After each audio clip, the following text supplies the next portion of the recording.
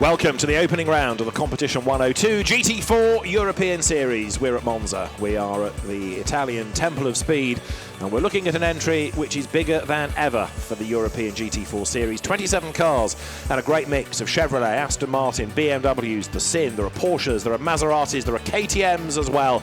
And the grid is starting to line up ready for this first 50-minute race plus a lap of the 2016 season. Looking down onto the grid, still one or two cars yet to arrive, but the qualifying sessions yesterday were entertaining and have given two very jumbled grids. The format for the series is that you have effectively a Pro and an AM in each car, and the Pro qualifies in one session, the AM in another, and will start that race. And so this is the one that the Pro drivers will start, and it means that you're going to have Ricardo van der Ende going up against Hendrik Still on the front row of the grid. Now, the car on pole position is going to be the number 9 Racing Team Holland by Equus Motorsport car of Ricardo van der Ende. That is arriving onto the grid, and down on the grid, ready to talk to some of the drivers pre-race, is Bruce Jones. Andy Goulden, the best place to start a race at Monza is on the front row, and your Sin is right there. Hendrik Still's on board. You'll be taking over halfway through the race? Yes, about. Yeah, we're nearly going at the same speed, so it doesn't matter. We have 10 minutes pit window, so we come in at the middle of the time, don't do any risk. Now, talking of risks, about 10 minutes ago, it just started to rain a little bit, but it seems dry at the moment. Yeah, to be honest, I hope that it starts even more to rain. It's not so good for the spectators, but we are looking forward because we both come from the Nürburgring, and you know, Nürburgring Eifel weather. So for us, it doesn't matter. Well, best of luck, Andy, and to the Sin crew, Hendrik Still, see you later. Thank you. See you. Bye-bye. Andy Goulden, one of the key instructors at the Nordschleife, and therefore, as he suggests, inclement weather poses no problems whatsoever. Bruce Jones down on the grid, David Addison trackside, and there you look at number 11, which is the Sofia Car Motorsport entry of Hendrik Still and Andreas Goulden. The Sin R1 GT4 with its 6.2 litre V8 engine. The creation of Rosen Daskalov, who has raced the cars, but these days is very busy building and selling them, and they fit very nicely into GT4 regulations. They look perhaps a bit prototypish, but they are genuine road cars. But a complete contrast from a BMW that lines up alongside the M4 GT4. We've had M3s for a number of seasons, but now, and in fact there is one in the race, Andrea Gramatico's car, but that's the M4, started by Ricardo van der Ende. He's entered as an Equus M4, not a BMW, because Equus is the company that's taken on the M4 and homologated it for GT4 regulations. You look down on the grid, there is the Porsche Cayman Pro 4 GT4, you've got the Chevrolet Camaro GT4s, there's an Aston Martin in the entry as well, the car to be started by Albert Blum. And there is a gap, I think, on the grid as well, is there not? On the inside of the fourth row, number 72, Tim Coronel, missing. So Ricardo van der Ende is the man behind the wheel of the pole position car. Bruce Jones is standing with him. Ricardo van der Ende, looking good. The sun's starting to come out, and your BMW is looking ever more orange on the front of the grid. It even does so in the suits, yeah. Yeah, we're delighted to be here on the front row, pole position, first ever time with the BMW M4 from Team Equus. And I think we're going to have an exciting race, that's for sure. How are you going to plan your pit stops? Are you going to run as long as you can and then come in, or see what the weather does? Well, we will see. All right, best of luck, and it's starting up engines, time to leave the grid. Bruce, thanks. 1 minute then to the start of the formation lap. Engines fire up, and we are going to be good to go very shortly. It's a rolling start, and so pole position on the inside of Monza for a rolling start, the outside for a standing start. And you look at the Sin having the door closed. There we go. So Andy Goulden, who we have seen racing in the VLN as a real master of the Nordschleife, but also in the Lamborghini Super Trofeo on occasions, he walks away. As I say, the car that should have been 7th on the grid, Tim Coronel, the start driver, with his M3 BMW, that's missing. Now, just looking to see whether it's even at the back of the grid out of sequence. No. Is it at pit out, ready to go? No. So there's a question mark over where number 72 is. But in a moment, the grid is going to be released behind the pace car, as it will be, the leading car, and the green flag is waved by the starter. So the field now released behind the safety car for this formation lap, and a great noise many of these cars make. We've had them as a support category at Blancpain in the past, and that comment that Andreas Gulden was making about the wet weather not phasing him and not being great for the spectators, well, in a funny kind of way, these cars are good for spectators in the wet, because what you end up with are very tail-happy rear-wheel drive cars that go sideways and do exactly what you want them to do. There was a race at the Nürburgring last year when the weather became inclement and the cars were hugely sideways coming onto the pit straight. So if we do get a bit of rain, I think it's going to be a great spectacle. That said, even in the dry, it's going to be good. It's the first round of a championship that is absolutely wide open. And even the chameleons can't blend into the wet tyres that are on standby down in the pit lane. So the field working its way through the Curva Grande then and up towards the second of the chicanes, which is the Variante della Roggia. And at the end of this lap, they don't stop on the grid, they go straight into racing. It will be this rolling start. Pit stops come between 20 and 30 minutes in the Competition 102 GT4 European Series, and the pit stop has to be to a specified time. This is how the cars will line up. Ricardo van der Ende is on pole, Hendrik Still alongside. Peter Terting, winner last year in the Nürburgring race, he's third ahead of Simon Knapp. Giorgio Sanaggiotto goes first from fifth on the grid, and soloist Romain Monti is with him for company. Tim Coronel missing from the grid. Cedric Freiberghaus outpaced Mauro Cavalamia in qualifying. Jelle Bielen is ahead of Mashish Drescher, and then Getsu Giuseppe to round out the top dozen on the grid. 13th is where you will find Chris Vlok, ahead of Duncan Houseman. He'll be one to watch. Lennart Marionek turns his back on a GT3 BMW for GT4. He is ahead of Jan Kasperlik. Then Thomas Krebs. It's his birthday today. Happy birthday, Thomas Krebs. He's ahead of Alessandro Iazzetti. Then Jörg Wiebahn, who outpaced Caitlin Wood. Soloist Andre Grammatico is ahead on the grid of Albert Blum. Then there is Alessandro Fogliani, and Jamie Van den Balk is 24th on the grid, and it doesn't end there, because 25th, the brothers Chodzen. Piotr goes first. Carsten Struve solo, he's 26th on the grid, and former Playboy bunny Doreen Seidel starts from 27th on the grid. Doreen Seidel's been a regular in the Sirocco R Cup and occasional outings in the Audi Sport TT Cup last year, now turning to a different type of racing car and a different type of championship altogether with these double driver endurance races. You don't have to have two drivers, but it does split the costs. And if you can pay for a gun driver like a Peter Terting, for example, or a Duncan Houseman or a Ricardo van der Ende, then you do stand a very good chance of victory. Ricardo van der Ende with Bernhard van Oranje, the Dutch prince, as his co-driver. Bernhard van Oranje is no mean racing driver. He's done quite a lot of miles in recent years, and so that orange BMW stands a very good chance of winning this opening round then of the championship, which in a moment will be getting underway. The cars now work their way down towards the right-hander of the Parabolica. The pace car will head for the pit lane, and if the race director is happy, then he will give the command to get the race underway. So through they turn. There you can see a little further down on the grid Doreen Seidel from the rear, ready to try and make some progress at the first chicane. A great noise many of these cars will make, and when they're all unleashed in a moment, it's going to be a great start to the 2016 Competition 102 GT4 European Series. The opening round from Monza is about to get underway. The cars head up towards the timing line. Are we going to get a start? Are the officials happy?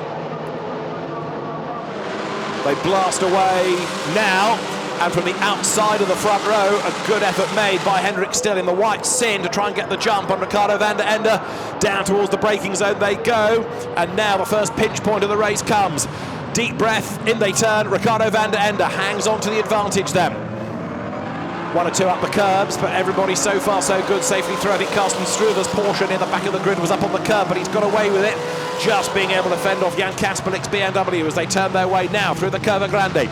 50 minutes plus 1 lap is the duration. Maseratis howling their way up side by side towards the chicane, but Van der Ende leads, Still is second. Peter Terting, who had a baby girl last night, had a daughter, he runs third, and then fourth is the next of the Equus BMWs as they wriggle their way through the second of the chicanes, then out of the Variante della Roggia for the first time into the Lesmo Benz, and Van der Ende is getting away. Ricardo, former winner of the Formula 4 Festival, he's been a very quick single-seater racer, but has turned to GT4 and touring car racing in recent years, really due to lack of funds, but will be hard to beat in his stint in that car, I would propose. Hendrik Still then in second place. Peter Terting, one-time DTM racer, And then for Seat in the World Touring Car Championship, he runs third and was a victor when he came into this championship for the first time last year. The Maseratis are still trying to do side-by-side rolling start formation. Down towards the Variante Ascari they come, through which the leaders turn. And also in this little battle pack, you've got the blue Corvette of Duncan Houseman. 3 wide very nearly now, as in fact, Houseman green-nosed Corvette's at the back of that group. It's Jelle Bielen in the blue one further up the road. But wonderful spectacle. The Maseratis still squabble as Ricardo van der Ende leads the way down to the Parabolica for the first time, being chased by Hendrik Still. Third place, Peter Terting, then in the Porsche, the Cayman. And now to the inside, tries to go Duncan Houseman. Does it pay off? And the Maserati fight there. The Swiss team car of Mauro Calamia had the place, but then runs wide. And he's not the only one, as more and more of them drift out wide, coming through the Parabolica. Over the line at the end of lap 1, Hendrik Still dives out of the draft, goes to the outside on the way down towards the Rettifilio, but is he level? No, not even by the time they get to the braking area, so he's got to slot back in behind. In third place, he's Peter Terting in the Porsche Cayman. Great shape, that little car, and it's there hunting down the leaders as there look. Number 2, Camaro, Duncan Houseman, has got himself ahead of the inter-Nissan Maserati contest that gets all physical there, because that was Calamia getting rudely rid of Romain Monti. So Romain Monti's car turned into a half spin. The lead battle is well and truly joined now, because Hendrik Still tries one side and then the other to get past Van der Ende. Can't do it, but if they squabble like this, it's going to bring Peter Terting into the mix. He is coming into the mix in the Cayman. The Porsche then in third place. In fourth, it is Simon Knapp in the other orange Equus run BMW. In fifth place at the end of the opening lap was Giorgio Sanaggiotto. Now this is how it all kicked off. Duncan Houseman's Chevrolet is ahead. Calamia goes for a gap that wasn't there when he started. It was when he finished. But no, that was a bit of red mist, I think. He thought there was an opportunity. There really wasn't. And so that pays no dividends at all. And the incident between number 35, Calamia, and 46 is under investigation. So Romain Monti is the one that came out worse from all of that. And the Camaros have now got themselves together. Jelle Bielen and Duncan Houseman together. Duncan Houseman in the green, largely green Chevrolet Camaro. And there, whoops, way up over the curb, hopping into the air, goes number 19. That is the Jörg Wiebahn Porsche. Jörg Wiebahn had an Aston Martin last year that was absolutely destroyed in the first Red Bull Ring race. And he jobbed around looking for cars last year, but has been attracted to Porsche for this year. Jörg Wiebahn, an experienced gentleman racer, pretty quick. And he's battling his way into the mix here. He was squabbling a moment ago with Jan Kaspelik's Porsche, and we're not done yet, as now he's got himself onto the back of 27. So he's now hunting down Alessandro Iazetti.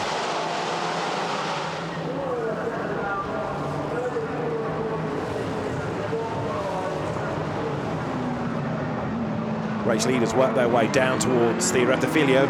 So the race lead is still, as you see there, the Chevrolets change order. Duncan Houseman goes ahead of Jelle Bielen. The race lead still claimed by Ricardo van der Ende. Hendrik Still is in second place, so he's still second. Half a second between them. Peter Terting is third. Now this was Jörg Wiebahn. Have a look at this. Goes for a gap on the inside, launches the curb. And the back of the car higher than the front row at a Bob Marley concert. He crash lands back to earth and gets away with it.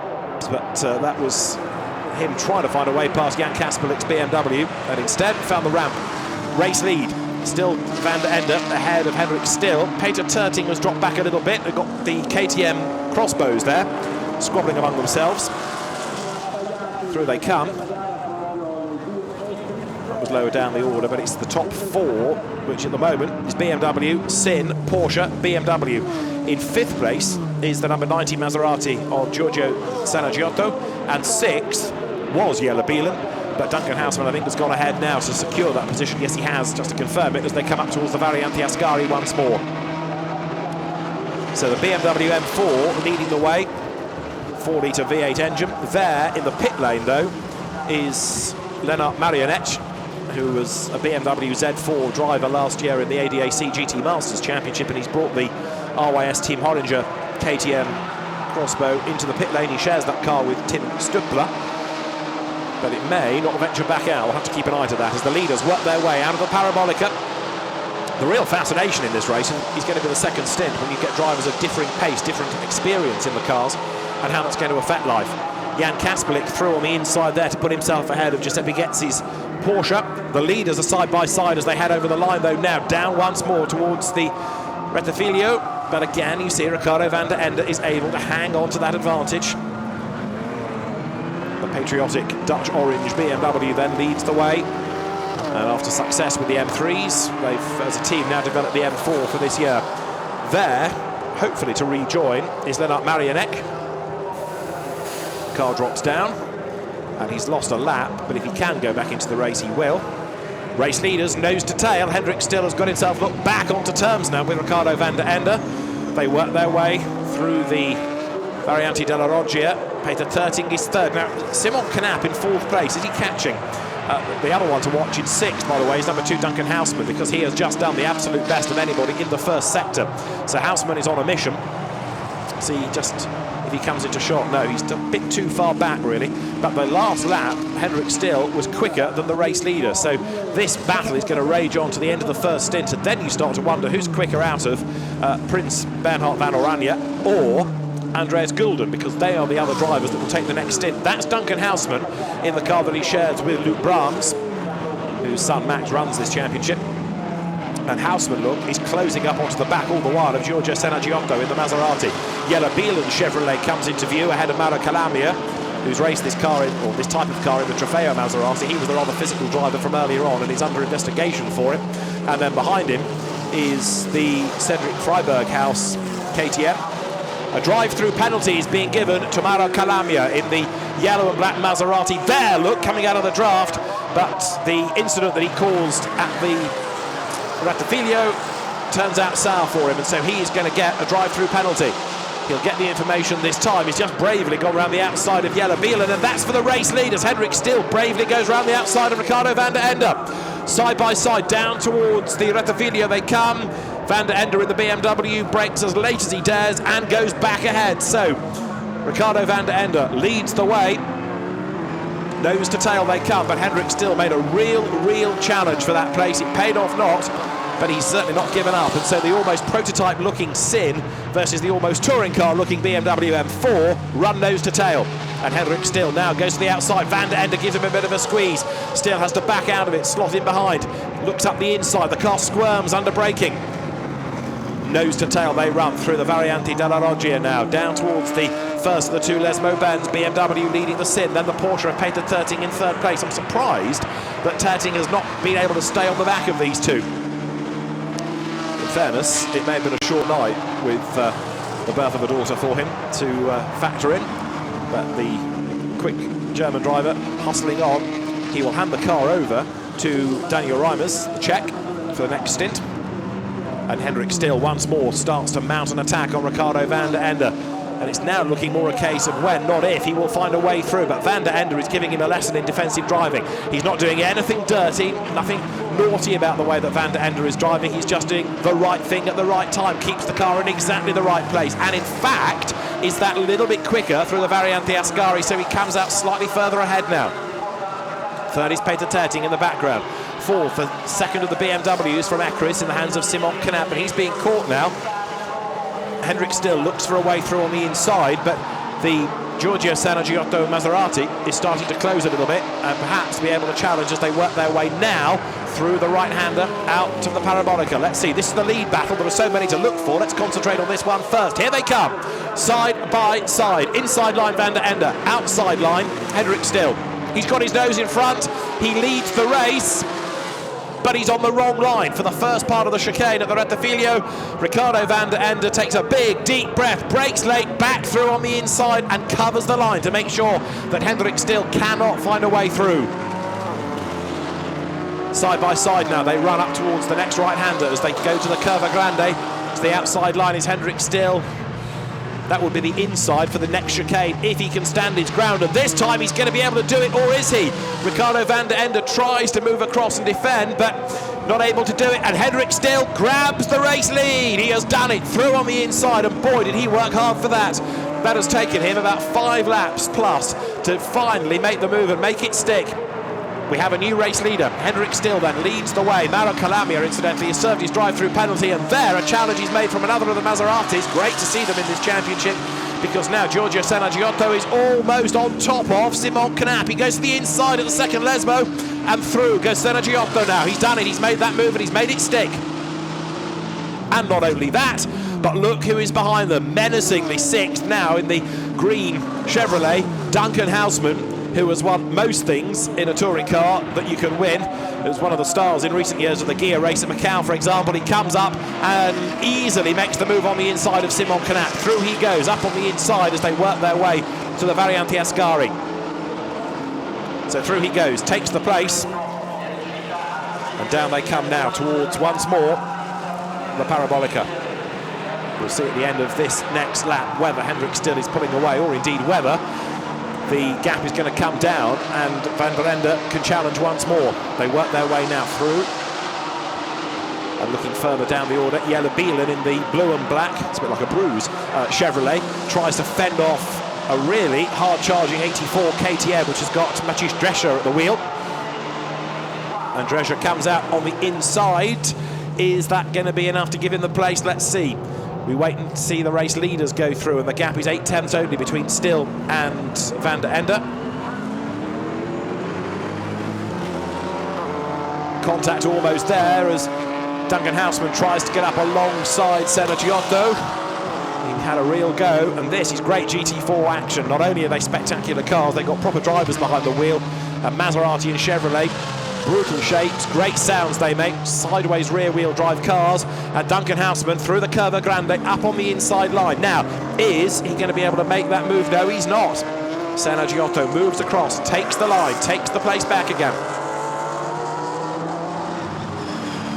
Simon Knapp behind them has gone dropping down the order. Mauro Calamia, incidentally, after his drive-through, is in 20th spot, so he's left himself with work to do.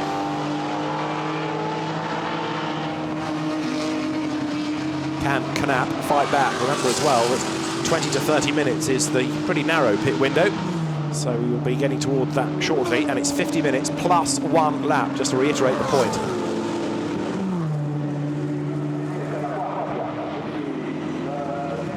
There is Peter Terting still hustling on in third place.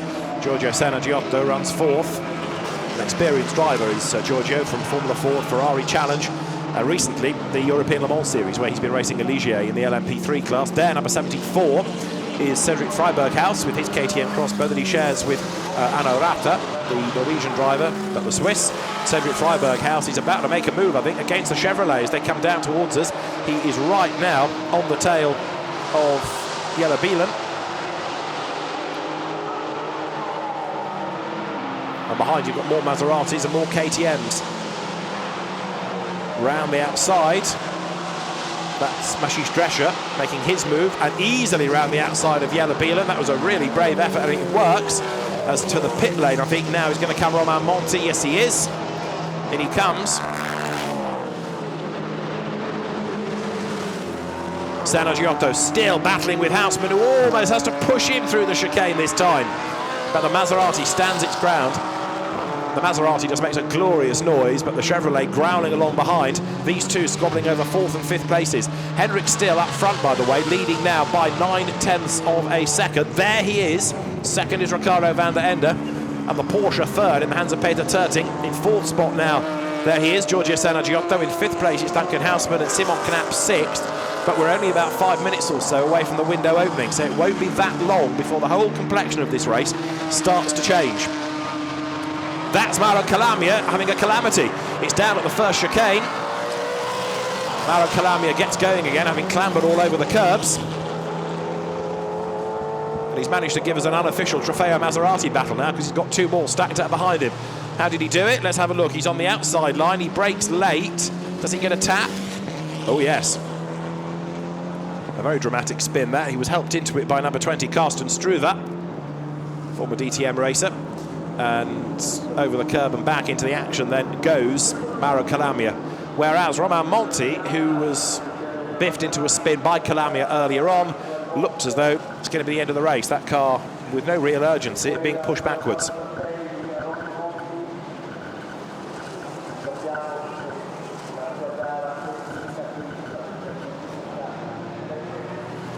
So Romain Monti looks as though that is going to be retirement for today. There is one more race to come for these cars tomorrow. And so with now 33 3/4 minutes plus 1 lap to go, we've got another incident under investigation. This time it's the one where Calamia was the innocent party, having been whacked into it by Carsten Struve.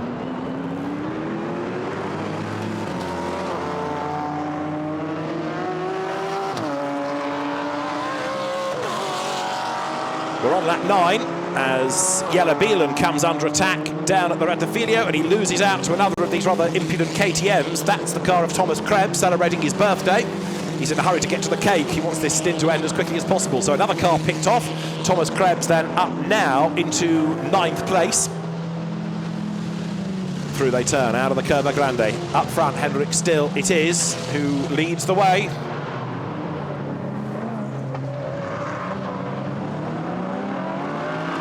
The lead gap that Still had over Van der Ende was 7/10 of a second last time, so it's come down a little bit. Number 50 Maserati, you're looking at the Viola Corsa car. Piotr Chodson starts in that. Different start drivers in each of the 2 races. But as I said earlier on, you can, if you so desire, go solo. And Henrik Still under attack from the BMW, still chasing him of Ricardo Van der Ende. Now, bear in mind the second stint of this race. And what are we going to expect from driver speed? Well, Andreas Gulden was the fastest for the second race, whereas the BMW in the hands of Bernhard Van Oranje was 13th. So on that evidence, you can say that Gulden is quicker than Van Oranje, and you would therefore put your money on that white Sin being the car that's going to come through and score the win in this race. Now, that's not to suggest that Bernhard Van Oranje will not give it his all, and it's not to suggest that there won't be some others that are very quick as well, but Andreas Gulden is more than just an am, I tell you. He's a very, very handy peddler. So that Sin that leads the way now, and by an increased margin, it's up to 1.2 seconds. He's looking ever more secure, I reckon, as this stint goes on. In third place, Peter Terting. Now, again, he's the gun in that car. So Daniel Reimers, who will take it over, won't be able to match the lap times. It's looking very good, as though Gulden is not so much home and dry, but the real opposition may well come from number 54, the RYS Team Pankow KTM, that Marco Helstechanagas will take over from Doreen Seidel. Now, it's 24th. Take his lap times in isolation. Helstechanagas is very, very quick indeed, but he's got a huge amount of work to do if he gets into a car that's 24th in the race. So, the pit window is going to open very shortly. A minute change on the clock before it does. Over the line goes another of the Porsche Caymans there. And that is Jörg Wiebahn's car. It's also busily squabbling with KTM's. Jamie van den Balk is just up ahead of him. And another little battle pack much, much lower down the order arrives at the chicane, which involves Carsten Struve, and also outbraking himself completely, Alessandro Iazetti. Gets it back onto the road, but Iazetti then now blasts off in pursuit, having lost himself quite a chunk of time. Another great little proper GT4 battle, this look. BMW versus Porsche. 76 Porsche is in the hands of Getzu Giuseppe, and the BMW that he's trying to find a way past is 28, which is Jan Kasperlik, who's been a stalwart of this category for the last 2 or 3 seasons, co-driving as normal with Dietmar Lackinger. He will take over on the stops, and they're absolutely nose to tail, and they are fighting for 12th and 13th places now. Kasperlik just about giving enough racing room down to the Variante Ascari, as now Duncan Houseman tries to find a way past the Porsche. Peter Terting has dropped back finally behind Giorgio Sanaggiotto in the Maserati, and once Terting has been kind of put off his stride, here come the rest. Duncan Houseman up the inside as well. The pit window is open. We have had one pit stop, but it was a drive-through from Calamia, so only now we're going to get the regulation pit stops. So Terting loses out. Up to third goes Sanaggiotto, up to fourth goes Houseman. Down towards the Rettifilio they come. Maserati fends off Chevrolet, fends off Porsche, but too quickly in goes Sanaggiotto. Houseman's hung out to try. Terting gets one spot back. Can he get past the Maserati? Not quite. Opportunistic stuff by Peter Terting, but now he's got himself in strife because he's left the door open, and here comes the big Yank tank up the inside. The Chevrolet goes back through to fourth place.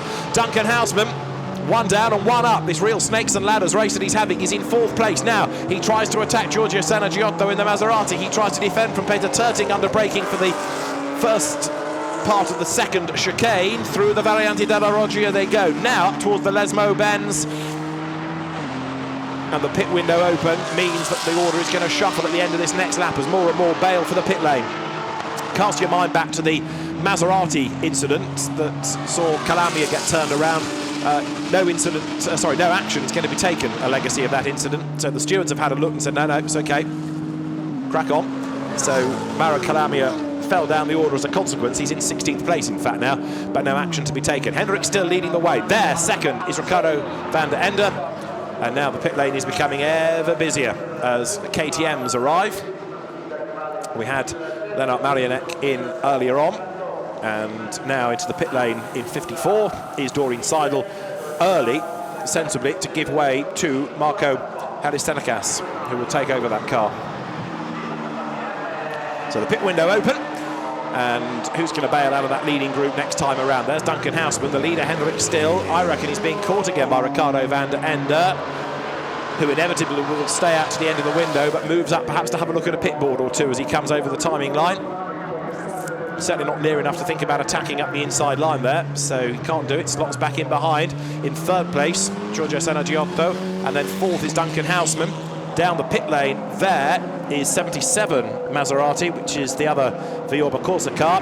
Bini, nose to tail, third place running here. Giorgio Sanaggiotto just ahead of Duncan Houseman. Comes from a good racing family. There's Duncan Houseman. His brother Patrick, legendary Porsche Supercup, multiple champion. Father Ben Houseman used to be the clerk of the course for the Dutch Grand Prix at Zandvoort. Race leading gap comes down again, 11/10 of a second at the start of this lap as they head into the Variante della Roggia. Third and fourth, Giorgio Sanaggiotto under huge pressure. No argument about that from Duncan Houseman. And in fifth, doing his best to stay with them now, is Peter Terting, but he's lost track position relative to where he was early on. In sixth spot, Simon Knapp. So Maserati third, Chevrolet fourth, Porsche fifth, BMW sixth.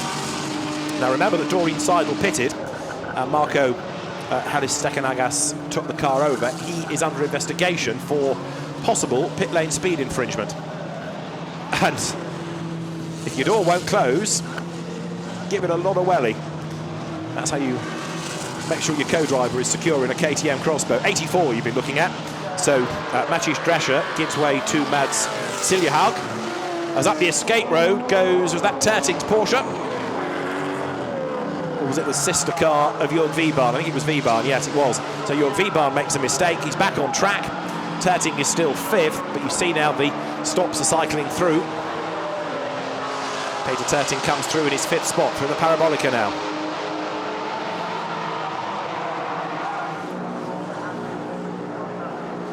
One or two nervous faces in the pit lane as race hopes ebb and flow for some of the teams here.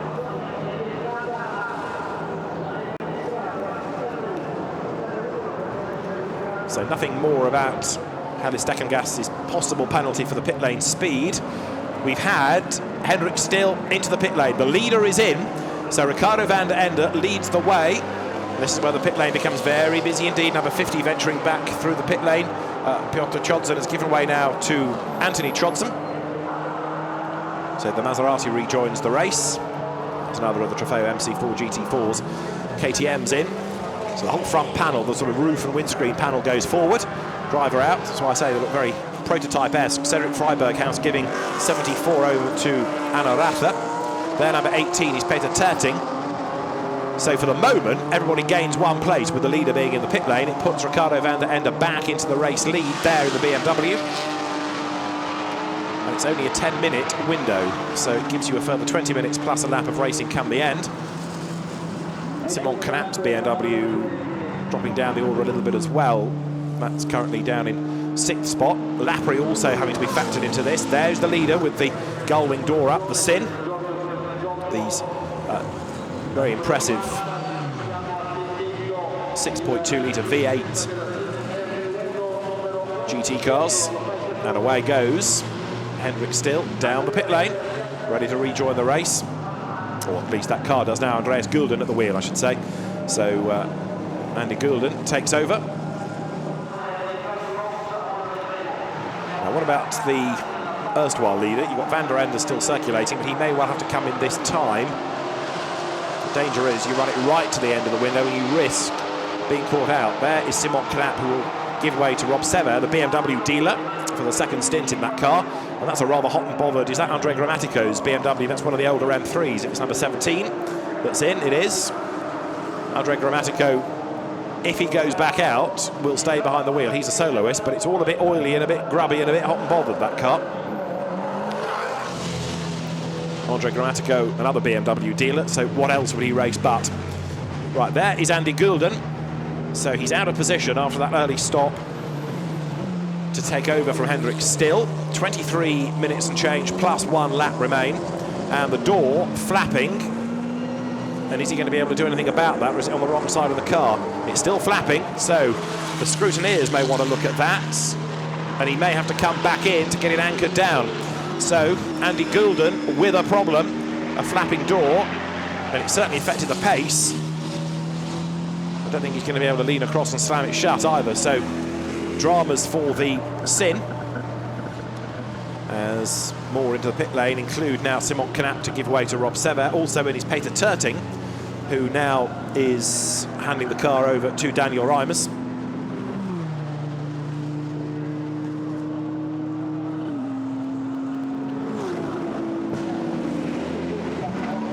And the real question is whether Ricardo van der Ende now can do a string of qualifying laps in order to negate any disadvantage that his co-driver Bernhard van Oranje may face, given that he's not as quick as Ricardo. There, number 2 is Duncan Houseman. Now he's going to give the car over to Luke Brahms. Luke won't be as quick as Duncan. The lap times for qualifying yesterday indicate that much. Luke Brahms is a quick am, Duncan Houseman is a very quick pro.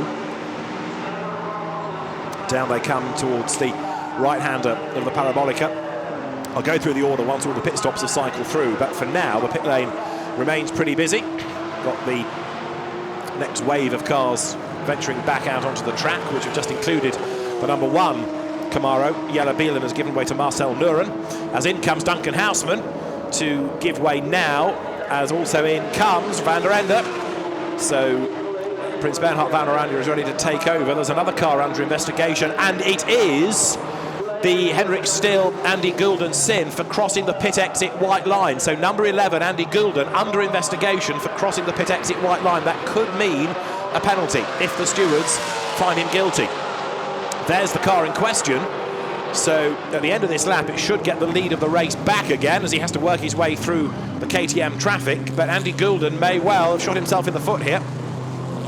A lap ago we looked at the car and saw the flapping door, and that was the first concern.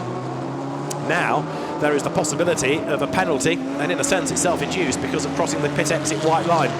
Many race directors will say you treat that line at pit exit as being a barrier.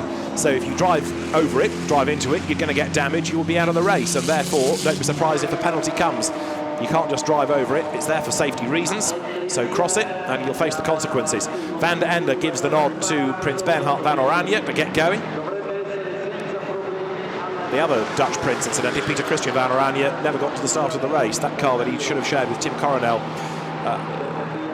sadly, never got into the race. And now, more dramas for Andy Goulden, because number 11 is disregarding the technical flag. It says on our timing screen with the message line, so the technical flag, the meatball flag, the black and orange flag, to say there's a problem with the car you may not be aware of and we need to get it sorted, which must be for the flapping door.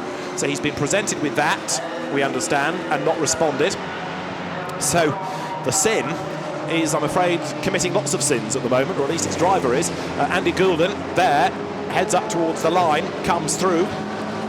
That's now 14 laps in the book for him. The race leading car is number 9, which is Bernhard van Oranje, or it was when he came into the pit lane. He got the lead of the race, so we'll update at the end of this next lap, but I'm still not entirely convinced that Andy Goulden isn't going to have to make another pit stop and go and talk to officialdom. Great little squabble here with the number 1 Marcel Nuren Chevrolet getting itself right into the mix on the tail of the 18 Porsche, which has now got Daniel Reimers, the Czech driver, behind the wheel of it. Duncan Houseman to Luke Brahms in the other Chevrolet, and I think pretty much, yes, everybody has come in now. The pit window has just closed, so at the end of this next lap we can give you a proper order.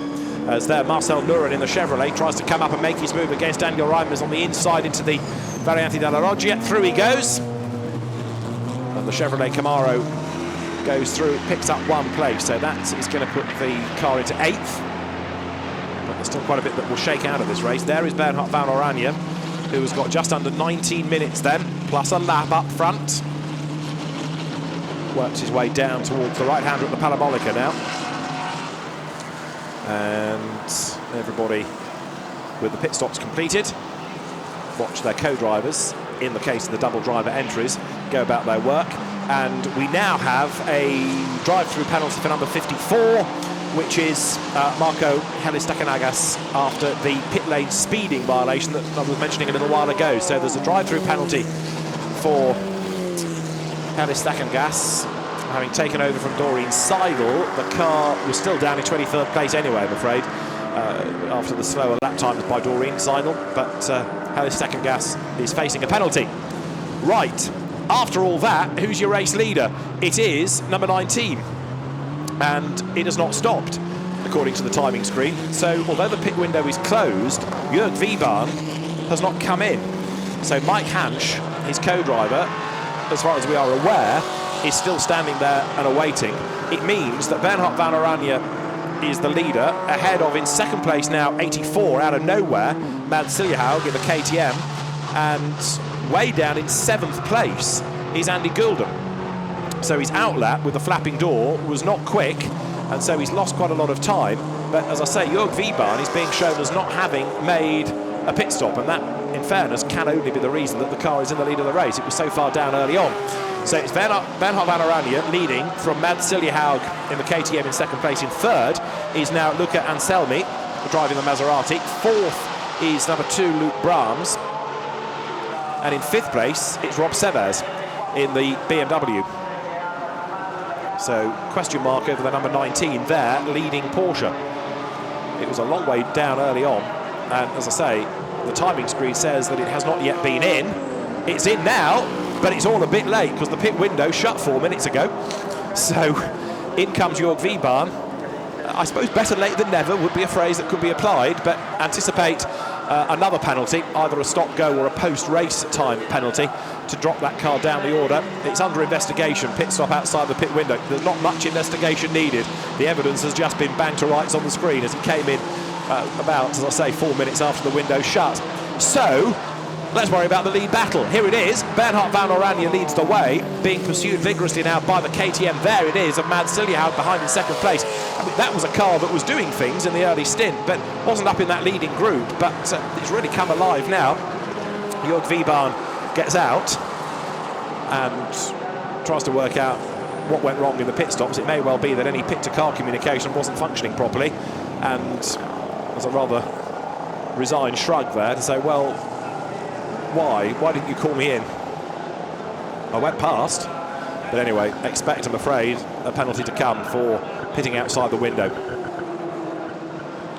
And there's another car that's just gone back into the race, which also, that was, yes, 54 serving its drive-through, yes. I was going to say, there it is, the KTM that's pitted outside the window, but the answer is clear. It's for the drive-through for speeding. So there it is. That's Marco Helistakenagas back into the race. And away now goes the Jörg Wiebahn Porsche with Mike Hansch installed behind the wheel of it. Andre Grammatico's BMW didn't rejoin, did it? That's the car you can see there, as Jörg Wiebahn now asks for an explanation as to why he wasn't called in on time. So 15 minutes remain. That's your leader. It is Bernhard van Oranje, and he's being pursued by the second-placed car in the hands of Mads Siljehaug, the Norwegian driver in the KTM Crossbow GT4.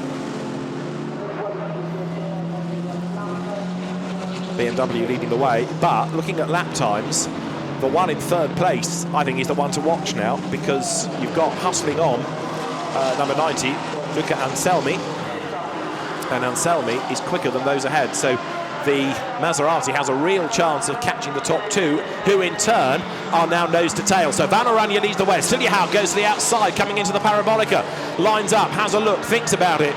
Thinks again, or does he? No, he's going to keep on coming. He runs way off the road. And where's the Maserati? Is it close enough to capitalise? No, Anselmi has dropped back a little bit. Over the timing line they come. Bernhard van Oranje, for the moment, given a get-out-of-jail-free card, really. Or arguably for the Prince, a royal pardon, because what should have been losing the lead has ended up with a bigger margin of 0.7 of a second because Siljehaug ran off the road. There in third place is Luca Anselmi in the blue and red over white Maserati, hunting down the top two. The last lap from him was a 2:0. Siljehaug did a 2:1, and Van Oranje did a 2:2. On this evidence, the Maserati is going to be the winning car. But if those two ahead squabble for a bit longer, it's going to play right into his hands. It'll delay the pair of them. So Anselmi really needs that battle to come alive just up the road. Luca Anselmi, who's been a very rapid driver in hill climbs, and then he defected to the Trofeo Abarth, but now in a much more powerful car. Incidentally, the Jörg Wiebahn Mike Hansch Porsche is being given an 80-second stop-and-go penalty for pitting outside the window. An 80-second stop-go penalty. I hope you've got a good book to read. Way wide goes Mads Siljehaug, wheels in the gravel, demolishes the marker. Oh, that was a good save eventually, but he probably didn't need to keep his foot nailed to the boards while he bounced over the grass. So determined was Siljehaug not to lose time. He very nearly lost the lot, and now Luca Anselmi goes through. Just what he needed. Another place picked off. So the Maserati of Luca Anselmi and Giorgio Senagiotto looks now as though a win is going to go its way. Let's have another look at that sliding KTM. Wheels in the gravel, so he knows he's wrong, but he doesn't lift particularly. He keeps his foot down, and there, as he rejoins the tarmac, the back nearly stepped out of line. That was a good save. Could have been a whole lot worse. And so Bernhard Van Oranje leading the way now. They work their way once more down to the Parabolica. We're on lap 18. The clock says 12.5 minutes, give or take, plus a lap. Their second is still Luca Anselmi, who is absolutely on the back bumper now of the BMW. I'll tell you, this is a great advert for GT4 racing. It's been a really interesting race. Great mix of cars, great mix of driver speed. And we're not done yet. I don't think Van Oranje can hang on for 12 more minutes, but he's going to have a really good go at it. Down they come, heading into the Rettefiglio for the 19th time. We've got two other cars, incidentally, under investigation for their regulation pit stop time. Chris Vlock's KTM being one, and Mads Siljehaug, intriguingly, being another. So Siljehaug, who runs at the moment third, may well find that there's another chapter to his story before the end. Where's the lead going to change? Look how close they are now. Bernhard Van Oranje leading, right on his tail. Luca Anselmi. He doesn't commit to a challenge at the Della Roggia Variante, but too quick in goes Van Oranje, totters back into the way of the Maserati, and defends largely by getting in the way. That brings Mads Siljehaug back into the mix as well. They work their way through the right-hander of the first Lesmo bend, and again Van Oranje is wide, and this is going to give Luca Anselmi the race lead. Through he goes, up the inside goes the Maserati, change for the race lead. An Italian car with two Italian drivers leads the way, entered by an Italian team at an Italian circuit. Perfect result. The BMW drops to second. Now, is that going to translate to third before the end? Because Mads Siljehaug is right there behind, but there's still this Damocletian investigation for Mads Siljehaug about the regulation pit stop time not having been adhered to.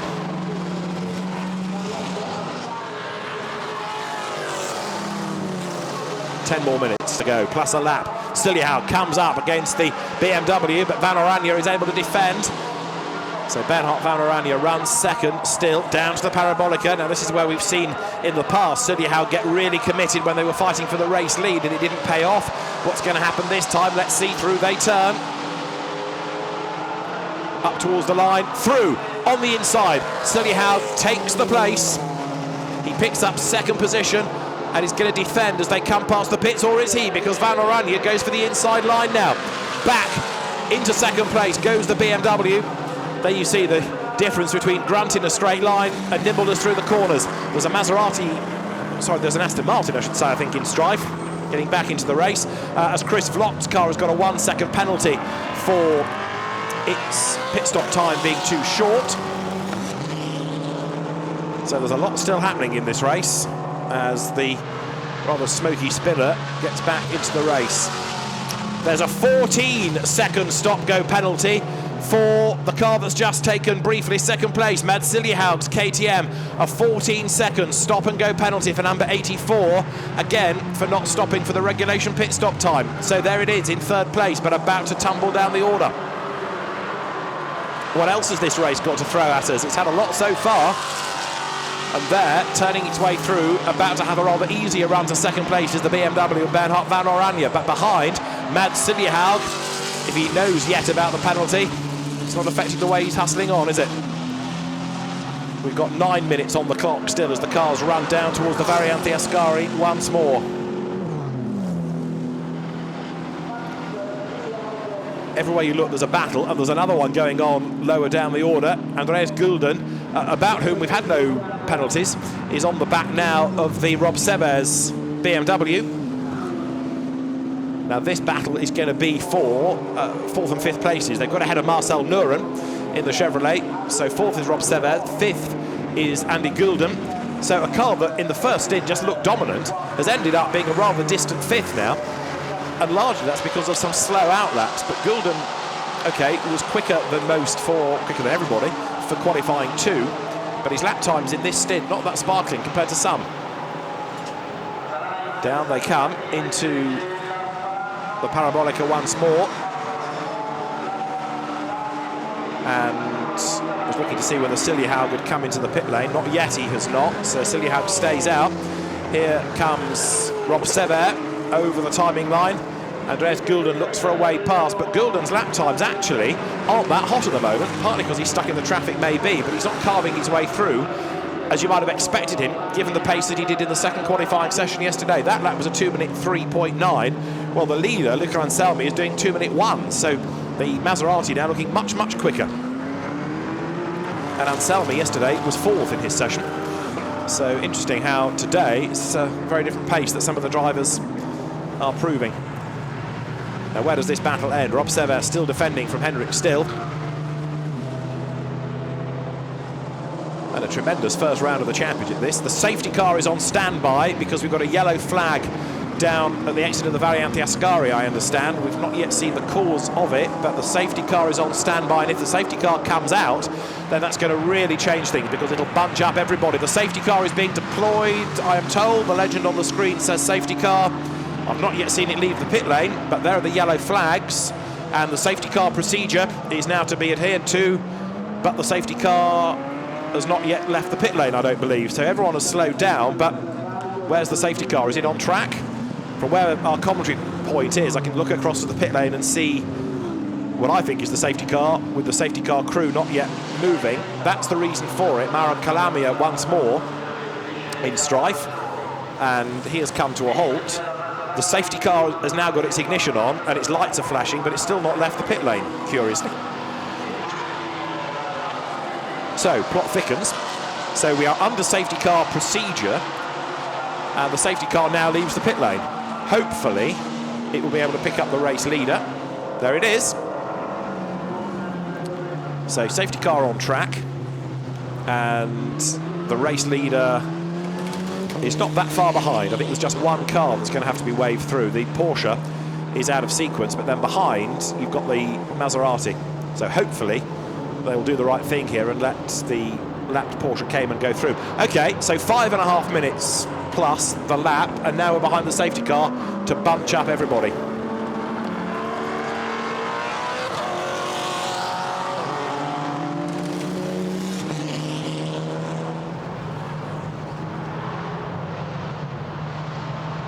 Out of the Curva Grande they come, and so now the order has to be maintained. You can't overtake, of course, while the safety car is out. It's so the race can carry on, albeit under controlled conditions. And hopefully, as I say, that Porsche will be allowed by, because that's the one that's out of sequence. It is the number 20 Carsten Struve Porsche that was a lap down anyway, but effectively it's just been cost another lap if it's not released.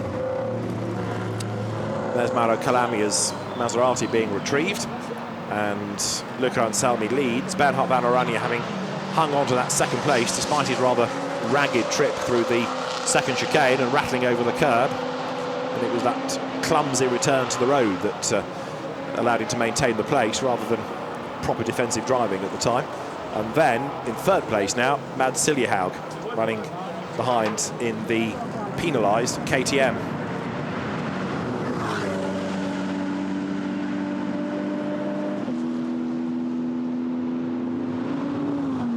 Porsche has gone by, so everyone now in the right order, and Carsten Struve has got to hustle on because ideally he wants to catch the crocodile, but you can't do a sort of qualifying lap while the safety car is out, so it's going to be in no man's land really.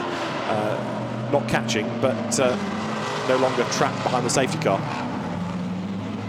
Now, how long is it going to be before we go back to racing? How many racing laps are we going to get in at the end? It shouldn't take that long, actually, because just after that marshal's post, nearest the camera, there is an access road back into the paddock. So the Maserati can easily, I would have thought, be taken quickly off the track. And there is the safety car. The one it might have really helped here is Andy Goulden in that sin. So order is Anselmi's Maserati ahead of Van Oranje's BMW, ahead of Siljehout's KTM with a penalty yet to be taken. Then Nap's, or now Rob Sever's BMW, and fifth on the road, Andreas Goulden.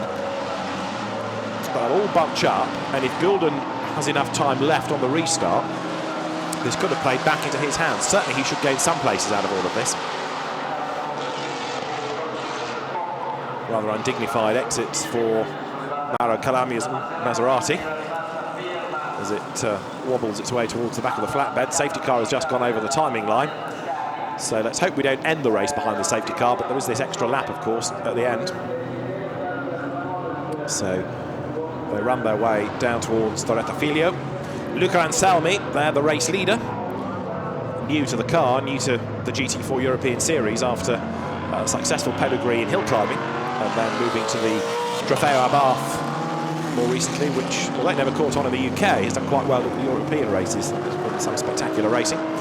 And a very good first stint as well by Giorgio Serragiotto in that car to put it in to contention. 2 more minutes now on the clock, plus the lap. The rest of the field file through. In second place, Bernhard Van Oranje. Third is Mads Siljehoug, but he's not come in to take the penalty, so I'm still worried that Siljehoug ain't going to finish third. Fourth is Rob Sever in the BMW. Fifth is Andy Goulden in the white Sin, just going through the shot. In sixth place, Luke Brahms. In seventh place, Dietmar Lackinger, having taken over from Jan Kasperlik. The Veloma Corsa Patrick Zamparini Maserati in its patriotic colours you just caught a glimpse of as it went through. And it's at the back of this little group, isn't it? There are kind of 2 waves at the moment. The safety car's in at the end of this lap, by the way, so we're going to get at least 1 racing lap. But can it get around to the pit lane within 94 seconds? And counting, let's see. It's certainly picked up its pace, hasn't it? So the safety car will be in this time, but you've got this leading group, and then about a third of a lap back is another wave of cars that never caught up. And then there's Carsten Struve going like stink at the very end of the queue, trying to find somebody to play with. Right, the safety car should get round to the timing line before the end of the minute 6, which is the time allowed. Then don't forget, on top of it there is the 1 lap, so the safety car will be in this time. Great start to the year though for the Competition 102 GT4 European Series, which in a sense has kind of become production sports car racing for grown-ups. Think back to the 1970s and early 80s, production sports car racing in the UK was pretty popular, and this is a rather more professional version of it. It's entry-level GT racing, so you don't need to go to your simulator or your PlayStation and do it in your games room. You can come and do GT4 racing instead. We are going to get round to the timing line and go racing just before the time disappears. So there's 22 seconds plus a lap, so there'll be 1 more lap of racing and then the extra lap at the end. We go back to a green flag. We're racing once more. Luca Anselmi leads the way ahead of Bernhard Van Oranje, but Mads Siljehoug, running third on the road, has not served that penalty as Rob Sever comes up with a grunty BMW to try to find a way through. Down they go towards the Retafilio. Andy Goulden is 6th, and then side by side for 7th. Luke Brahms goes round the outside there. He's got Dietmar Lackinger with him, and also Marcel Nuren's car that Jelle Bielen started is in that mix as well. So a great little scrap going on. And who's going to come out in front? The Chevrolets have the grunt on the inside line through the Curva Grande. Andy Goulden tries to find a way past Rob Sever, but to no avail. Can't do it. Tries the inside, coming into the Variante della Roggia, can't do it there either. And then way up the escape road is about to go Marcel Nuren, Luke Brahms, other Corvette. Up the escape road goes Luke Brahms, so he missed his braking point completely there. He is, returns to the road, so the Camaro is back on. Is that going to cost him a place? I think it will in the end, yeah, because the Porsche there, number 76, has gone by of Giovanelli Alessandro. The Auto Orlando Sport car. Auto Orlando Sport that won the very first ever Blancpain Endurance Series race here at Monza, going back a fair few years now. So we're racing again, and Andy Goulden makes the move this lap against Rob Sever, and it should pay off on the outside line, down to the Variante Ascari. The leader is getting away, Luca Anselmi, but the change happens for fourth. Goulden goes through, so Andy Goulden is by, round the outside. Can he bag another place before the end of the race here? The next target is going to be the KTM up the road in the hands of Mads Siljehaus. Now, don't forget that's got a penalty anyway looming over it. He has not served that stop-and-go penalty, and the sin goes through anyway on just grunt in a straight line. So Andy Goulden, I said, might be the beneficiary. He's got third, and up to fourth. Tries to go Rob Sever on the inside of the Parabolica. He's got the run in a straight line through the corners. The nimble KTM is pretty safe, so he hangs on to the position. And then behind them, also going great guns, is Dietmar Lackinger in the BMW. Here they come over the line. Goulden's going to have another go for a place. Through goes Anselmi for second place now, side by side. Andy Goulden onto the last lap of the race, levels with Bernhard van Oranje. And he's going to go through. He's got his nose in front, but he's on the wrong line and has to give way. But has van Oranje gone in too deep? He scrabbles in and scrabbles out the other side. In fourth place, it's still Siljehaus, and a change imminent for fifth as Dietmar Lackinger in the white BM comes up alongside Rob Sever, and that's for second place. Goulden to the outside line, can't do it. The BMs are still side by side, M3 versus M4. The KTM just up the road ahead. Who does he defend from? He puts Lackinger onto the grass. Siljehaus moves right across on him, and there's contact for second place between Goulden and van Oranje going into the chicane. Up the escape road goes Andy Goulden, and back on he will come in a moment, but where? Third, chops across the front of Siljehaus. Well, so the leader, safe, is Luca Anselmi. Second is Bernhard van Oranje. In third, it's Andy Goulden. In fourth is Siljehaus with a penalty hanging over him. In fifth place is Rob Sever's BMW. And then in sixth place now is the number one Marcel Nuren Chevrolet Camaro that has arrived on the scene after the safety car had to be deployed, and that served to bunch up the field. Wow. Luca Anselmi is about the only man who is safe with half a lap to go. Not only is this a record-breaking entry, it's probably one of the best races we've ever had in the championship's history.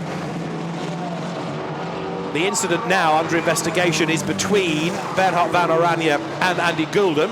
We've just seen it up at the chicane. We're on the last lap.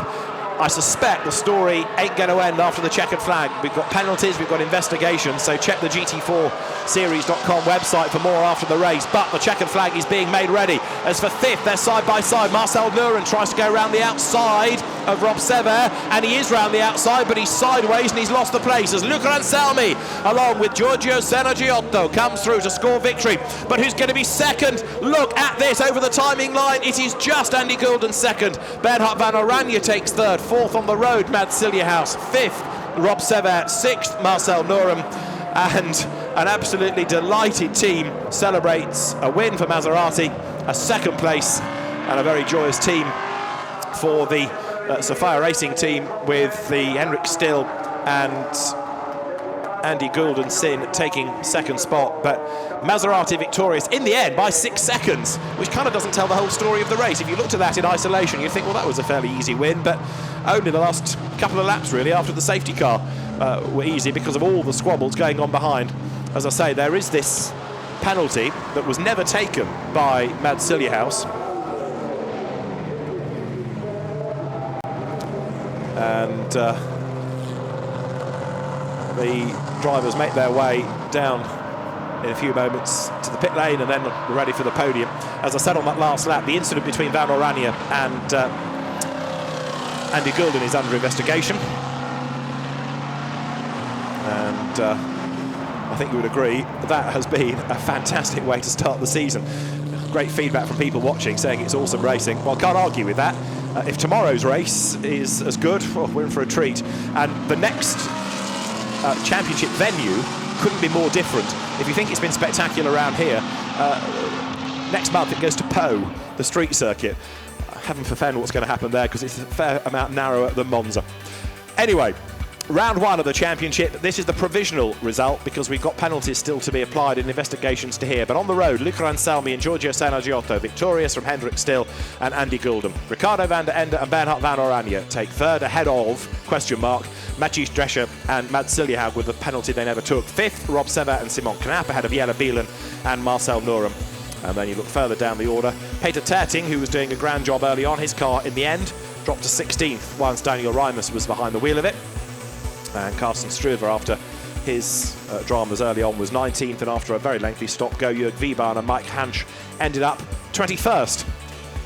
And Mauro Calamia and Giuseppe Fascicolo's Maserati a retirement, as we saw. So too was Lennart Marinek, so too Andrea Granatico, so too Romain Monti's Maserati. And one that never got into the race was the Peter Christian van Oranje Tim Coronel BMW M3, sadly, that should have been on the fourth row of the grid. What a great start to the season, what a great race. And there is another tomorrow morning to look forward to here at Monza. The championship takes it from Monza to Po, on to Silverstone, then on to the Silverstone Grand Prix circuit, then to Spa. It will go also to Hungaroring for the DTM support race in September, and it finishes at Zandvoort in early October. The winning cars make their way down to the pit lane. There are cars in the Pro and the AM class. There's also an invitation class, but an absolutely elated Luca Anselmi goes to embrace the Vellorba Corsa team. And co-driver Giorgio Giotto will be there somewhere. But very, very happy teams in the Parc Ferme area. And the top three all running in the Pro class. The winning AM was 77 in the end, which was Alessandro Fogliani and Patrick Zamperini. The second of the AMs was Dietmar Lackinger and Jan Kaspelik. And the third of the AM teams was Alessandro Iazetti. In fact, he was a soloist with his Maserati. I suspect this might take a little while to get everybody up to the podium. The celebrations continue.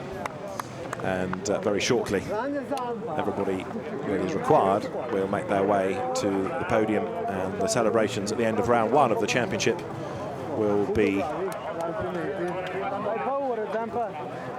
ready for trophies and for champagne.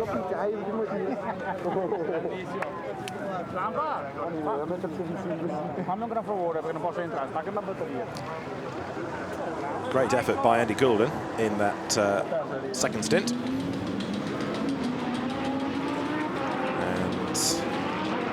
The drivers now being ushered by the officials up towards the podium.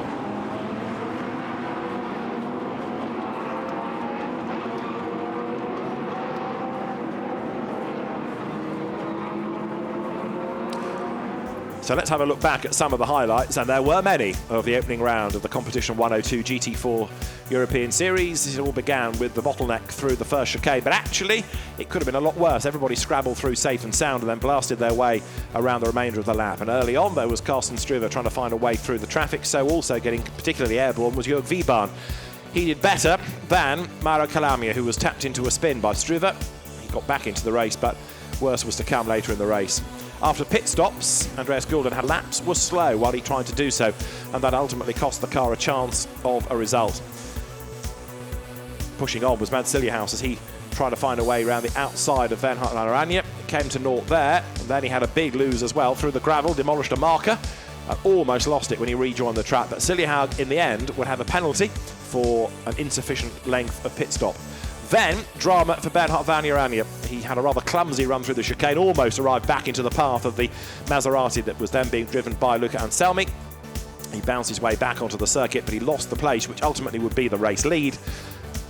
The car hung on in the end for third place after Andreas Goulden found a way through. On the restart, we had a safety car period after a stranded Maserati needed retrieving.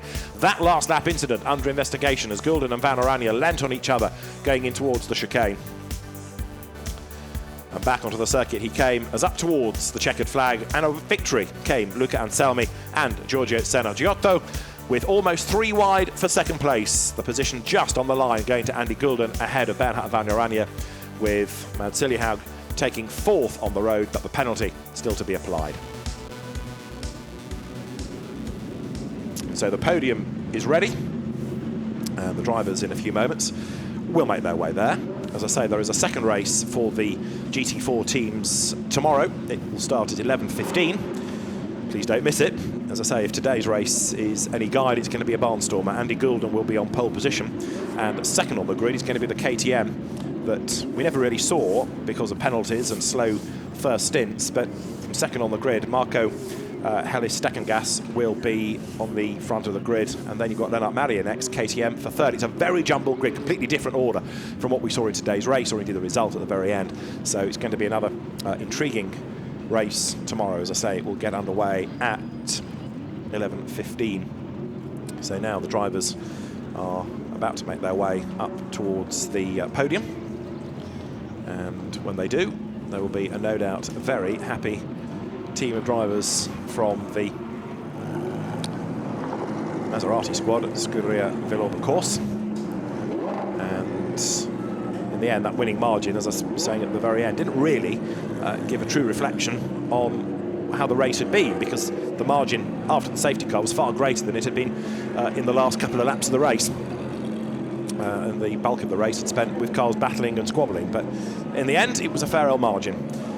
So the podium is being made ready, the track is being made ready, because the next race for the Blancpain Lamborghini Super Trofeo is coming up shortly. Max Brahms, the series coordinator, is ready. He's got the people that he needs, and now hopefully the podium team will be able to usher forward the relevant drivers for the presentations. But it's going to be a minute or two, I think, before everybody is ready. And only when we've got the full complement can we get things underway. So GT4 celebrating a record grid, has celebrated probably one of its best ever races as well. And so now out come the drivers, with Bernhard van Oranje and Ricardo van der Ende for third place, making their way onto the podium. For second place, we have the combination of Henrik Still and Andy Goulden, and then for the top step of the podium will be a great reception, I'm sure, for the Maserati duo of Luca Anselmi and Giorgio Senagiotto.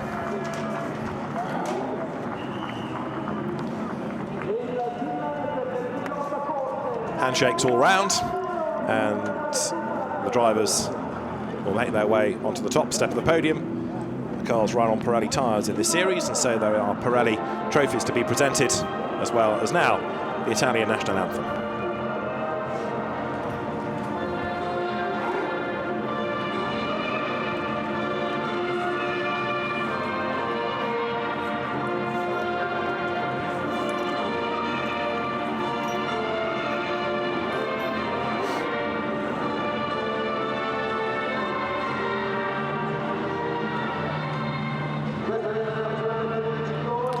So the celebration's about to get underway. There are trophies, and the drivers very shortly will be able to let rip the champagne that is due to come their way in a moment. So everyone huddles together on the top step for photographs. Thumbs up all round. Scuderia Villorba, of course, a happy team as well. And there is the champagne ready to go. So the opening round of the Competition 102 GT4 European Series has certainly given a very, very good race indeed. And let's hope that we're in for more of the same this championship year. One more race tomorrow, and then the street circuit, somewhere new for the championship of Po next time out. And that is going to be very different indeed from what the teams and drivers have experienced here. So the teams make their way off the podium, and the winners pose for final photographs. So if you'd have stuck a pin in the entry list and come up with a winner, I suspect very few would have thought the Maserati would be the car to beat. And these two drivers, Giorgio Senagiotto and Luca Anselmi, would have been the drivers. But in the end, a great double act has paid dividends, and the Pursuit Italian partnership comes out on top. So as they head off, trophies in hand, to celebrate a win, tomorrow morning we will have race 2 of the weekend. A great start to the season, and we look forward to more of the same tomorrow. For now, from David Addison, thanks for your company. Join us for race 2 of the weekend tomorrow morning here at Monza. Bye for now.